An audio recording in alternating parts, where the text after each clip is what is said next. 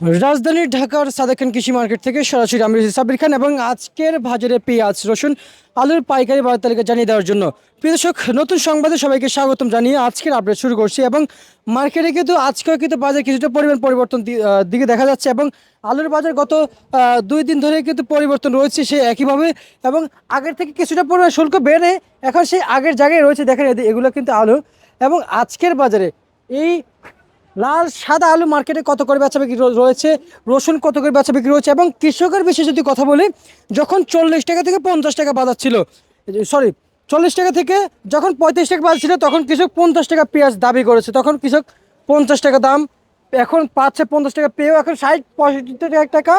60-65 টাকা বাজার চলে গিয়েছে, এখন আবার কৃষক 80 টাকা দাবি করছে।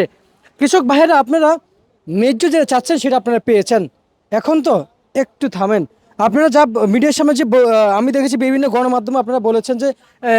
আমরা 80 টাকা দাম চাচ্ছি ইতিমধ্যে, আপনারা আপনাদের 80 টাকা দাম চাইলে তাহলে কিন্তু এলসি পেঁয়াজ চলে আসবে, তাহলে আপনারা এখন যে দামটা পাচ্ছেন এই দাম আর পাবেন না প্রিয় দর্শক, তখন এলসি পেঁয়াজ চলে আসলে। এবং আজকের বাজারে যে ফরিদপুরের পেঁয়াজ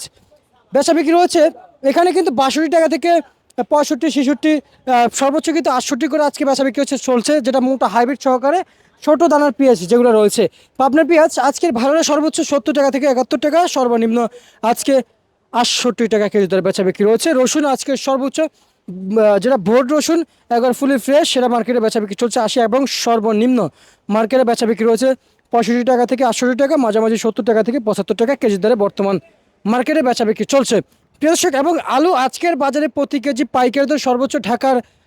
সাদেক খান কৃষি মার্কেটে আলু সর্বনিম্ন আজকে 14 টাকা, সর্বোচ্চ মার্কেটে 16 টাকা কেজি দরে বর্তমান মার্কেটে বিক্রি চলছে। ঢাকা থেকে আজকের বাজার আপডেট এই ছিল ঢাকা সাদেক খান কৃষি মার্কেট থেকে আলু পেঁয়াজ আদা রসুনের পাইকারি বাজার তালিকা প্রিয় দর্শক, যেমনটি ছিল